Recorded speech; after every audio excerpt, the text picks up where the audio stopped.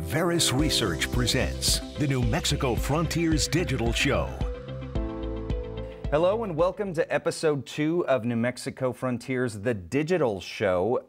And we're having some fun today. I got to say, first of all, we have Dr. Kenneth Armijo here from Sandia National Labs. Thanks for joining us. It's kind of funny today to me because outside it's raining, it's overcast, it's cold, and we are talking about solar. We're talking about agriculture today. So it's kind of funny that we decided to have this conversation and Mother Nature's like, well, we're not going to have that outside. Serendipity. It's funny how New Mexico happens. I'll say it like that just because we have 300 days of sunshine, yet today we're talking about it, It's cloudy. Yeah, that's exactly how it happens. So let's jump in a little bit before we get into some of the work that you're doing. You have a pretty interesting background and a pretty interesting story, and really you are kind of a jack of all trades and have had a lot of stuff.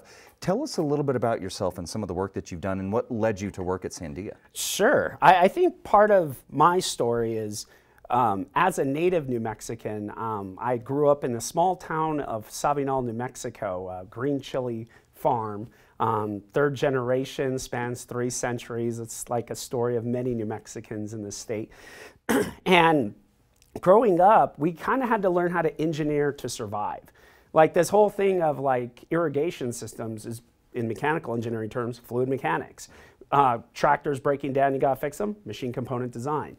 And so a lot of this innate engineering that we had to do to grow good crops and grow really tasty chili kind of led me eventually to Sandia National Labs. I always heard about the labs growing up, but it wasn't until I was in college at UNM that I realized the value that we actually have in the state. We have, I think some statistic was saying, we have the most per capita PhDs in this state than any other state in the country, or any other state in the country.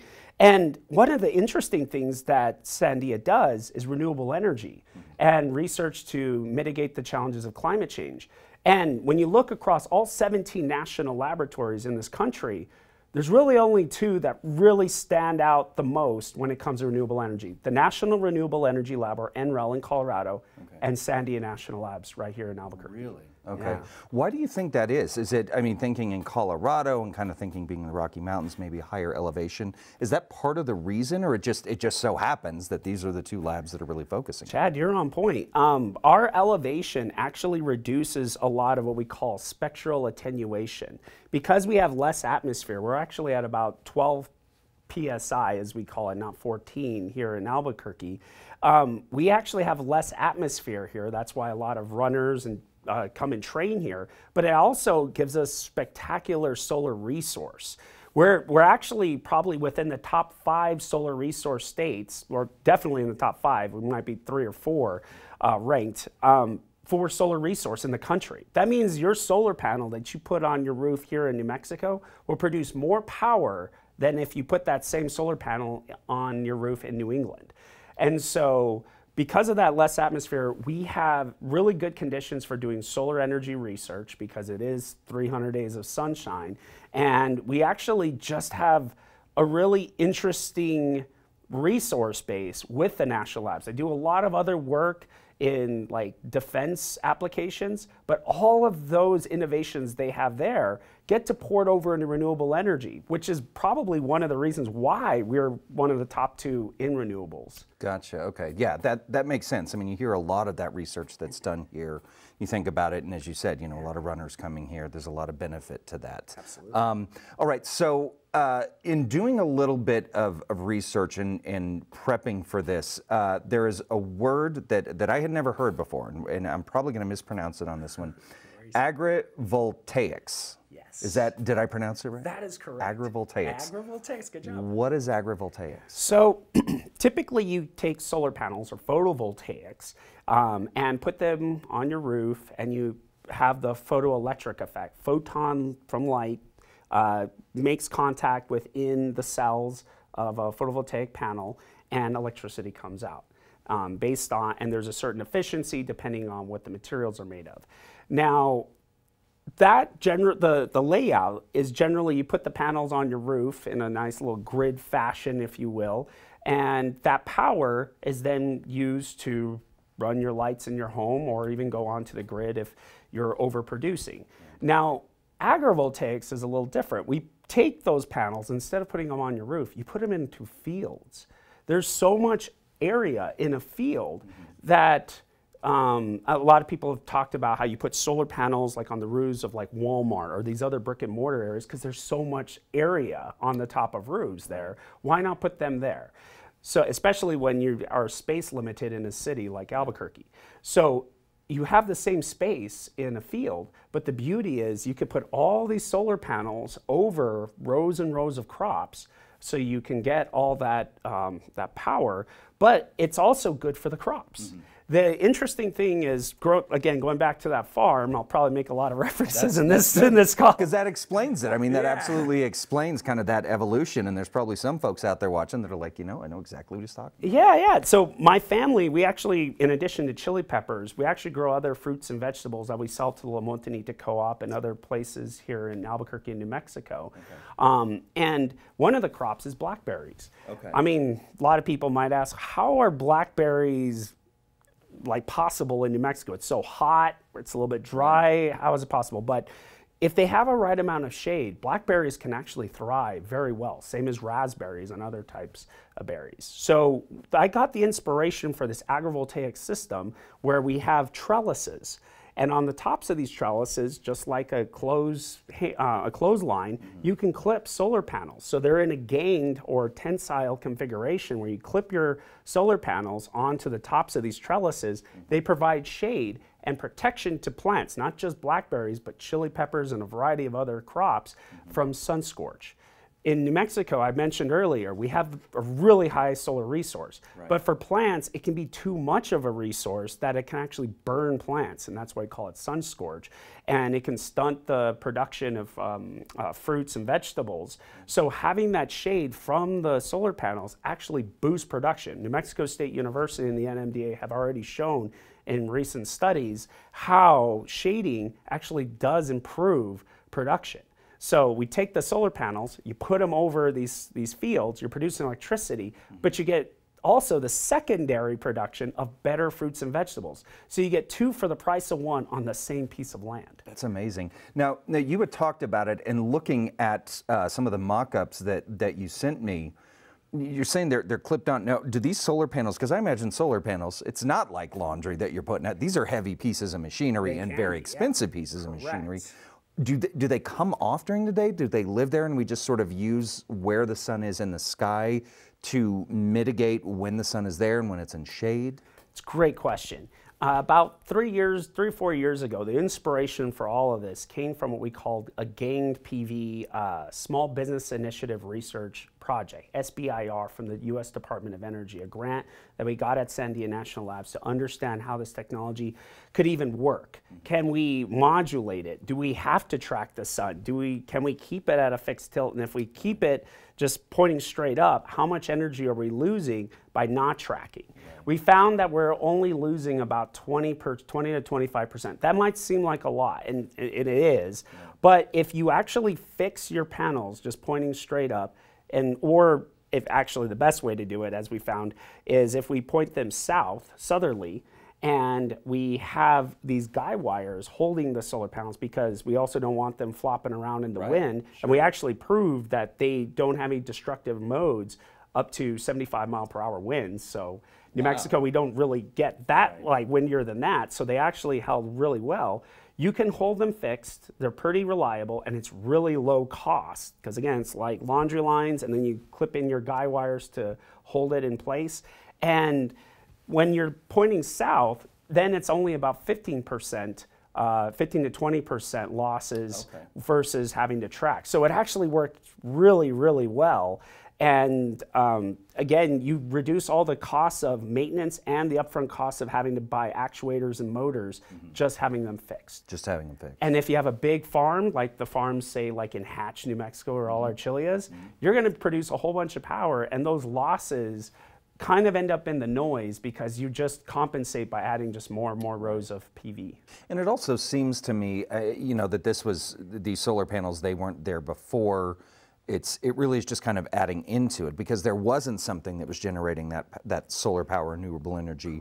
So you're just really kind of adding into it. That's exactly it. We're just adding into it. The trellises are already there. Right. They're already in the ground. They're already anchored with cement. Obviously, you got to make sure that your civil engineering analysis is done properly so you can hold the load. And like you said, the solar panels can be heavy. But if you properly design your foundations for your trellises and your guy wires, you can actually statically hold them where they won't have any tipping, what we call overturning moments. Right. So yeah, and that's the beauty of this, because there's a lot of interest in getting more and more renewables on the grid and connected in microgrids, which we can also talk about as well. You know, and that's the other question, because as you know, as we're saying this, when you think about urban areas, obviously, New Mexico is known for its wide open spaces. Yes, we do have our urban, you know, in Albuquerque, Santa Fe, Las Cruces, other big areas. But we do have a lot of open space. We have a lot of agricultural opportunities here. Do we see this technology sort of branching out, and then not only would that power potentially help the immediate area of where this is, but can it then be shuttled to larger metropolitan areas to help with energy? I really appreciate this question. I do so because, like you said, we have a lot of rural parts of New Mexico. We have a lot of people living in those rural parts in Mexico. And unfortunately, there are a number of people that are in these areas that don't have access to electricity, even though it's the year 2023. And so what our interest is, we can create microgrids. Each of these fields basically is producing crops, which is great because that now is a method and a mode of being able to make money for these people. But you're producing power that is in a microgrid. You can make them islanded, not connected to the regular transmission grid, and where these communities can pull power from. So it's nice because you don't have to bring in power lines per se that's connected to a grid. You can build in, obviously you'll need some kind of transmission lines to get to these homes, but it's nice because they can be literally off grid when you put in batteries. And that's part of our research at Sandia, is how we put in the energy storage piece with the microgrid to make it more sustainable. But to answer your question earlier, these microgrids can be interconnected with the regular grid. And you can even interconnect microgrids. Part of our research is what we call a fractal grid, a grid of grids. You take multiple microgrids and you can connect them together. What's nice about this is, if you recall, a couple of years ago, we had those big fires up north in northern New Mexico. If we had a microgrid and this fractal grid, we can ensure more confidence in having power get to those pumps that those firefighters are using. And sometimes in a disaster scenario, having this flexibility with these fractal grids in addition to the regular grid can really pay off. Yeah, I would imagine. And you don't want to find out when you're in there and they don't have those resources. Yes. You know, that just being able to lean on that if it's necessary, I think that could, because that's another unfortunate element in New Mexico, is that we do deal with the wildfires. We do. I grew up in, as I mentioned, in Savinal, New Mexico. It's between Belen and Socorro. We had a volunteer fire department because we were so small, we couldn't afford a municipal kind of fire department. So as volunteer firefighters, as a volunteer firefighter, I kind of took it for granted. We had our tanker trucks. I had water on demand. I had power on demand from generators or electricity we could hook up to. Yeah. But when you're in some of these real wilderness areas, you run out of gas for your generators. What do you do? Yeah. Yeah, that's you don't want to get stuck there doing that. So that's great that that's available. Now, another component to that, talking about the rural areas, maybe on a smaller footprint in the urban areas, is this kind of technology, as people are getting into potentially more urban farming, cultivating and growing their own food.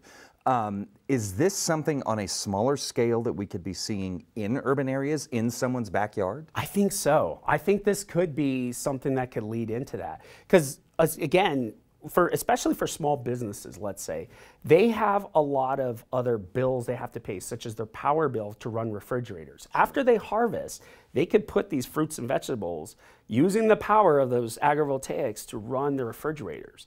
So in an urban environment where you're space constrained, space limited, and you only have so much room to grow crops, it's even more important to be more efficient with that space, so you can produce power and vegetables and fruits and still use that power to, again, run your small business refrigerators or other things like that. Yeah. because obviously refrigeration costs a lot of money, and in the high temperatures of the summer when the prices of electricity go up, that could really pay off. Yeah, and I mean, we just saw that this last summer with record heat. I mean, really throughout the Southwest and throughout the country, a lot of people seeing record temperatures being broken. Our neighbors in Arizona having, you know, countless number of days above 100 degrees. So, you know, I would imagine that it's only going to continue to go up, which means the electricity costs going to go up. So people wanting to find alternatives to that. Correct. And that's part of our analysis in this work, and what makes Sandia really great is we're also interested in commercialization. So one of the things we're doing is techno-economic analysis, or TEA. So we're looking not only at identifying locations for deployments of these agrivoltaic systems on farms in particularly northern New Mexico and urban areas, but we're also looking at where the cost benefits from all of this. And when we really drill down more microeconomically, you get into the cost of power up and down throughout the summer. But you're also looking at, and again, as subsidies might and will eventually go away, having your access to power is going to be very important to really getting your return on investment from all of these PV systems. The other thing that we've been looking at, another interesting cost, is whenever it rains or snows, or whenever you're cleaning solar panels, all that water runs off and sometimes can erode the ground. It can also get on like sidewalks and whatnot. So one of the things that's great is as you wash your solar panels, instead of it going onto your roof where it could puddle up and maybe degrade your roof, it's actually going into the plants that need the water anyway. And so again, it's another benefit where there's kind of a synergy between the two. Yeah, and there's a cost with that as well. Yeah, it really sounds like a win-win situation that we're doing. Exciting stuff. Now, just a couple more minutes here, and then we'll wrap things up. But I have to ask, because I understand that you also use solar to roast your chilies. Yeah, so that's my other research. So so I do a lot of concentrating solar power work. That's actually my main focused research for, instead of lithium-ion batteries, 4 to 5 hours of storage, we use molten salt and solid particle media to produce power for 6 to 16 hours, and because we can store thermal energy that long. And you don't worry about lithium and all this and battery recycling. It's just in solid media. Then we use what's called a heat exchanger to produce power through a power block. Now, we're doing all of these experiments at high temperature on these solar power towers where we can reach temperatures of up to 1,000 Celsius. So one day, I just had this idea, hey, I'm gonna take an IR camera and just look at my dad's chili roaster next time we were roasting chili peppers at Los Poblanos, and I was like, hey, what's the actual temperatures of roasting? And I looked at it, and it was between about 400 to 600 degrees Celsius, depending on how much volume you put in, how much you crank up the propane. And in concentrating solar power, that's nothing. We can get to those temperatures pretty easily. So one day I had my father's chili roaster. I said, hey, let's do a scientific study to actually look at how much emissions can be abated by roasting chili peppers using concentrating solar power. And so we put this chili roaster on the top of the solar tower. We did our analysis. We compared it to propane roasted chilies. And we found that it'd be the equivalent of taking 1,700 cars off the road for all of New Mexico if we use concentrating solar thermal. Wow. So there's a huge opportunity to abate emissions for this cultural resource we have in New Mexico. And then expanding that, I've actually been working on designs and working with different companies to actually look at roasting other foods that are huge. That was going to be the next question. Coffee, chocolate, and the best one, beer. Porters and stouts are toasted, their grains, between about 180 to 230 Celsius. Coffee and chocolate's about that same temperature range. So we have figured out different ways, and obviously not on power towers, but in more modular ways that you could roll up in a trailer or just put outside your business and roast so you can have the solar stout. Oh my gosh. Wow, that is amazing. And I can think too, you think of a variety of different, obviously here in New Mexico, in the fall, I mean, it's all about roasting our green chilies, but you do see some of these mobile trucks, mobile coffee trucks that, I mean, if you've got that fresh roasted bean that's just right there, but is also keeping a very small carbon footprint. Absolutely. I mean, again, this is a win-win situation. Absolutely. And the cool thing is you can do it either directly, like we did on the solar tower with direct beans roasting, or you can heat up a fluid like carbon dioxide, the very thing that's one of the main things that's causing climate change. Right. Obviously, you put it in a closed system, so it's just circulating, but you can heat up the carbon dioxide because it has a higher heat capacitance than air,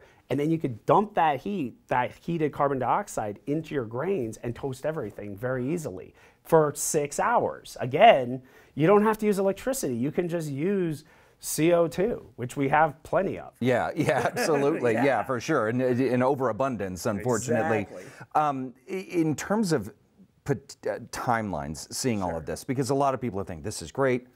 Is it real world? Are we going to be, is this possible?